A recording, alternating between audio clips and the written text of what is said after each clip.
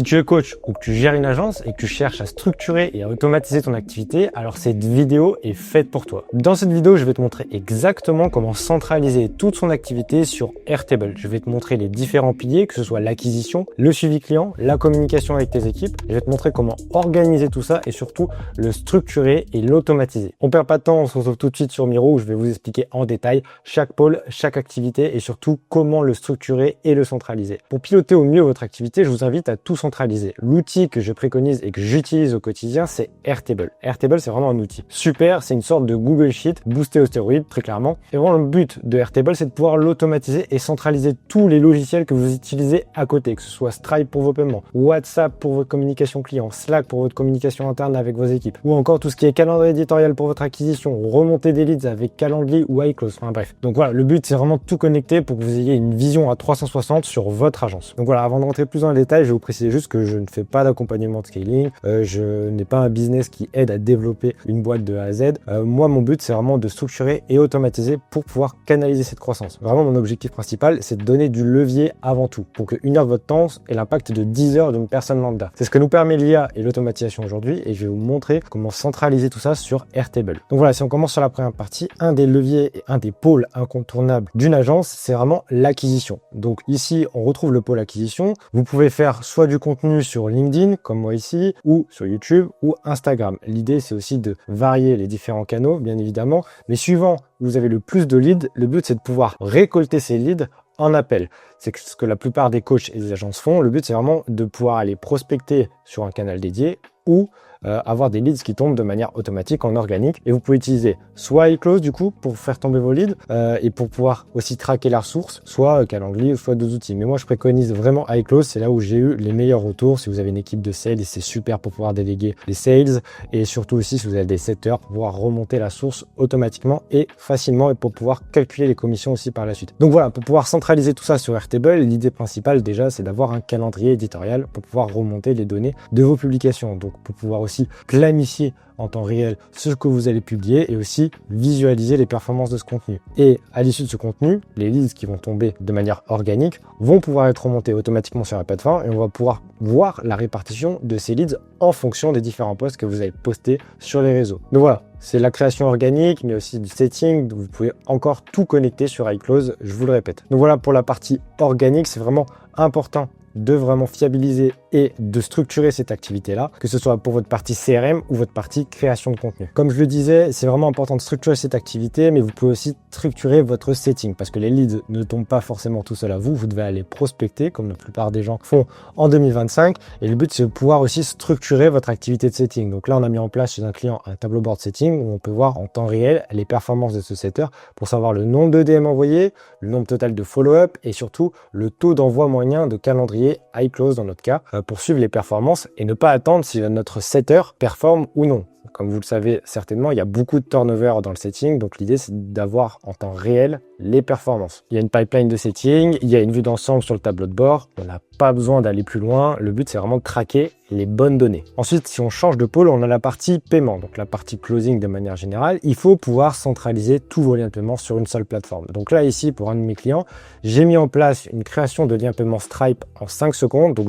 juste avec un formulaire, on peut créer un lien Stripe, que ce soit en mensuel ou encore un lien de paiement en fixe. L'idée, c'est de pouvoir donner un degré de liberté au closer pour pouvoir closer d'une certaine manière. Par exemple, se dire, cette personne-là, j'aurais pu la closer en 4 x 500 ou en 5 x 500 ou autre. L'idée, c'est vraiment de pouvoir étendre le champ des possibles du closing.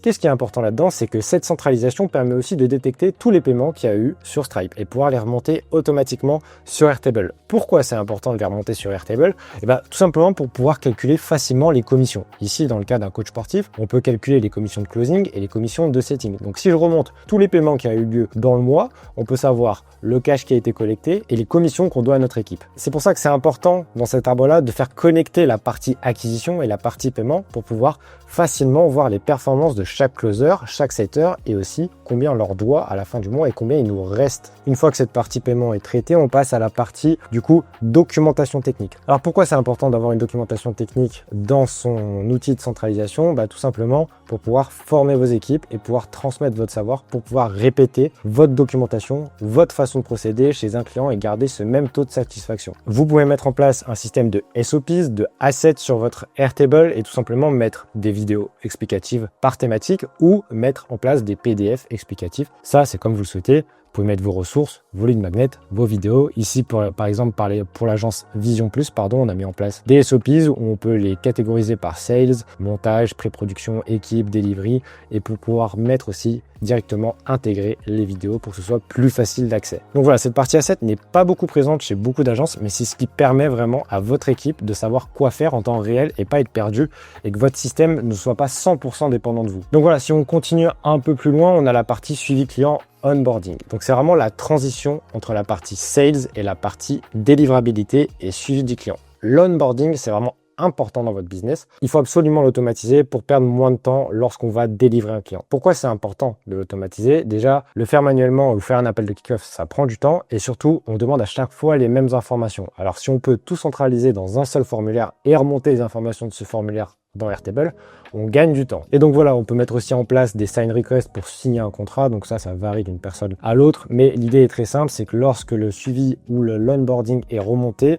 on peut directement l'associer à un client et remonter ces informations pour que notre équipe puisse en prendre connaissance. Et on peut aussi envoyer un contrat, faire l'onboarding, faire les bilans. Ça dépend si vous êtes une agence ou plutôt des coachs. Ne sous-estimez pas cette partie-là. C'est ce qui fait vraiment votre partie recommandation et augmente votre LTV au fur et à mesure du temps. Ensuite, on passe à une partie ultra importante, la communication. Donc si vous avez le choix, WhatsApp ou Slack, ou encore Discord par extension. Je vous invite à utiliser Slack parce que c'est vraiment mieux au niveau des automatisations. Donc moi, ce que je vous conseille pour votre communication, déjà si vous êtes en B2B, Slack est à prioriser. Vous pouvez faire un onboarding assez facilement sur Slack. J'en ai fait une vidéo d'ailleurs sur ma chaîne YouTube, vous pouvez le regarder. Et donc vous pouvez créer et communiquer avec votre client directement sur Slack et ça donne vraiment cette barrière entre le professionnel et votre vie privée. Ensuite, par contre, si vous êtes en B2C, je pense que vous n'avez pas d'autre choix qu'utiliser WhatsApp. Exemple, pour le cas de Denis Gallois, on a mis en place un onboarding lorsqu'un client a décidé de prendre son coaching et on lui envoie directement après le paiement un message pour qu'il suive des instructions comme ajouter son numéro